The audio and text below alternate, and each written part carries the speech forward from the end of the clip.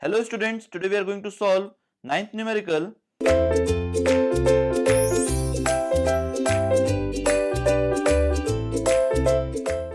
Question is given as, due to change in price level, a revised estimate is prepared if the sanctioned estimate exceeds. Now the first option is 2%, the next one is 2.5%, another one is 4%, and the last one is 5%. Now we know that revised estimate is a detailed estimate and is required to be prepared under any of the following circumstances. Now what are the circumstances?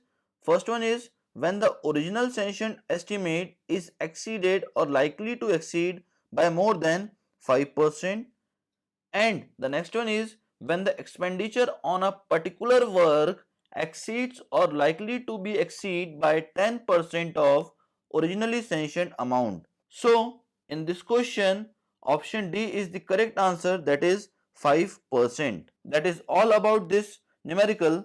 Thank you very much, students.